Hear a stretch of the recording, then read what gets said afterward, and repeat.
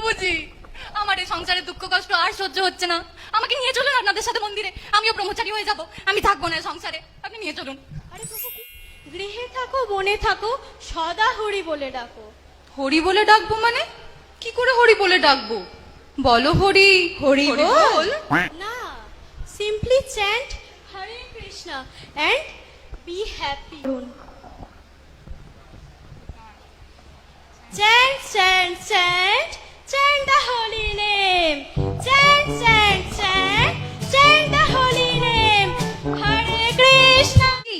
বুঝলাম, বুঝলি কি বুঝলি না? হ্যাঁ। প্রত্যেক দিন করতে হবে 16 মালা জপ, প্রত্যেক দিন করতে হবে। আরে এটাই বেদের সার, এটাই জীবনের ভিত্তি, এটাই কৃপা পরম্পর, বাকি সব বেকার। করতে কি হবে? জপ। আমি ফালতু এত টেনশন নেই। A few moments later. হরে রাম রাম রাম হরে হরে, হরে কৃষ্ণ প্রভুজি? কৃষ্ণ প্রভুজি, কি হচ্ছে? এখনো পর্যন্ত আপনার কত মালা হলো? আমার 4 মালা হয়ে গেছে। 4 মালা? এরকম ভাবে চলতে থাকলে আপনি খাবেন কখন, ঘুমাবেন কখন, আর 16 মালা অব্দি পৌঁছাবেনই কখন? মন পিছন থেকে ধাক্কা দেবে। ওকে বস। হরে কৃষ্ণ কৃষ্ণ কৃষ্ণ হরে হরে রাম রাম রাম হরে হরে, কৃষ্ণ কৃষ্ণ কৃষ্ণ।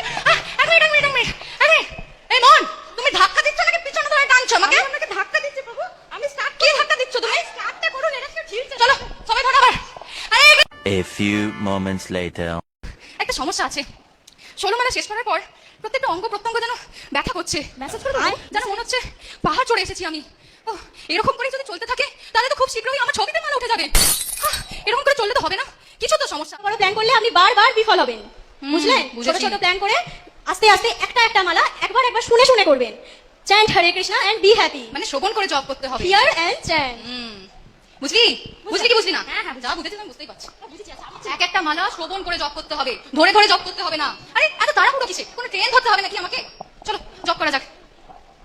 হরে কৃষ্ণ কৃষ্ণ কৃষ্ণ হরে হরে, হরে রাম রাম রাম হরে হরে, হরে কৃষ্ণ কৃষ্ণ কৃষ্ণ হরে হরে, হরে রাম রাম রাম হরে হরে, হরে কৃষ্ণ কৃষ্ণ কৃষ্ণ হরে হরে, হরে রাম হরে। আমাদের পাঠচক্র ক্যাম্প আসতে চলেছে, মনে আছে তো?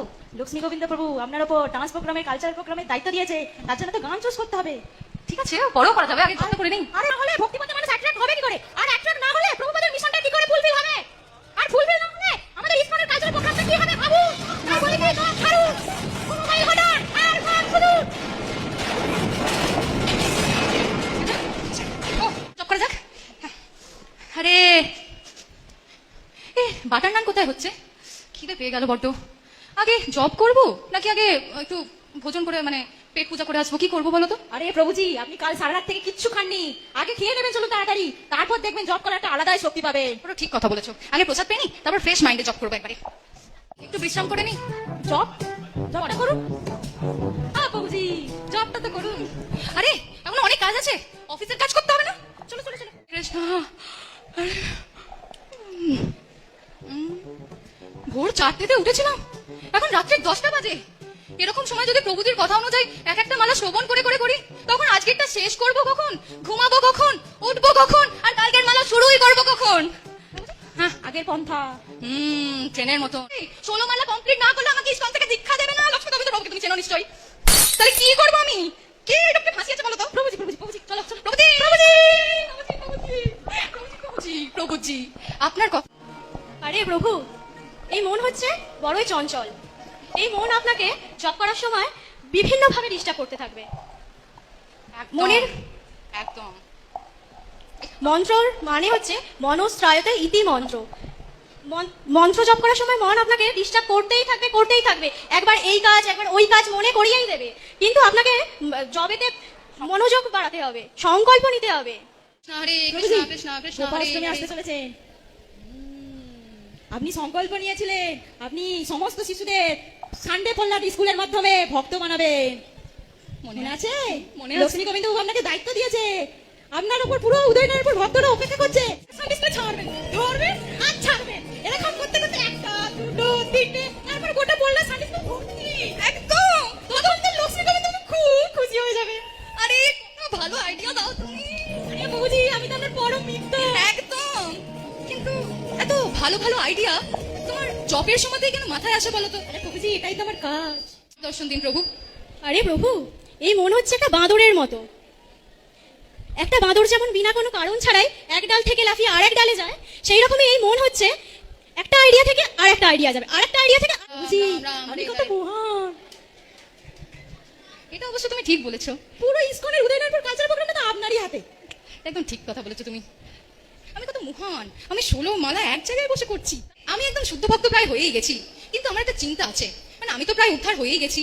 প্রত্যেক দিন 16 মালা করি, এক জায়গায় বসে বসে করি, শ্রবণ করে জপ করি, জপ করার সময় অন্য কোনো কাজ করি না, একদম নিয়মিতভাবে জপ করি। কিন্তু একটা খুব চিন্তার বিষয় আছে, আসলে আমার মতন এই উত্তম অধিকারী ভক্তকে এই সমস্ত কনিষ্ঠ অধিকারীরা চিনতেই পারে না। আরে সিনিয়র হয় কেউ, জুনিয়র হয় কেউ, রেসপেক্ট নামের তো কোনো জিনিস হয়, এদের মধ্যে কোনো রেসপেক্টই নেই। আরে কতজনকে শেখাবো আমি, পুরো ইসকনের ভবিষ্যৎকে আমাকে একা কাঁধে নিয়ে যেতে হবে। হাঁপিয়ে গেছি আমি, আর পারছি না। মাধব দাস, তুমি মাধব দাস, তুমি কত মহান ভক্ত হয়ে গেছো। দুঃখের মিউজিক, দুঃখের মিউজিক, পুরো ফাঁসাবে। মাধব দাস, তুমি কত মহান ভক্ত হয়ে গেছো। তোমাকে একটা প্রশ্ন করি, তুমি ইস্কনে কি জন্য এসেছিলে? মহান হওয়ার জন্য নাকি ভক্ত হওয়ার জন্য? শ্রী চৈতন্য মহাপ্রভু শিক্ষা অষ্টকমে বলেছেন, শ্রেণদপি শুনেইছেন তররূপী সহিষ্ণেন অমানিন মানদেন কীর্তনীয় সদাহরি। আমাদের তৃণের মতো নম্র হতে হবে এবং বৃক্ষের মতো সহিষ্ণু হতে হবে। অনেক চেষ্টা করছি, অনেক প্রয়াস করছি শুদ্ধভাবে জপ করার, শ্রদ্ধা সহকারে জপ করার, কিন্তু আমি পারছি না। আমার মনে হচ্ছে আমি প্রথম দিন যেখানে শুরু করেছিলাম আজও সেই একই জায়গায় আছি।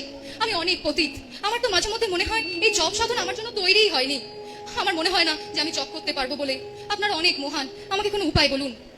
দেখুন প্রভু, আমরা আমাদের সাধারণ চেষ্টার মাধ্যমে কোনোদিনই ভগবানের করুণা লাভ করতে পারবো না। আমাদের বারবার চেষ্টা করতে হবে। তাই আমাদের একা একা জপ করলে হবে না, কারণ একা একা জপ করলে আমরা অনেক সময় মনোবল হারিয়ে ফেলি। তাই আমাদের চেষ্টা করতে হবে সব ভক্তদের নিয়ে জপ করার।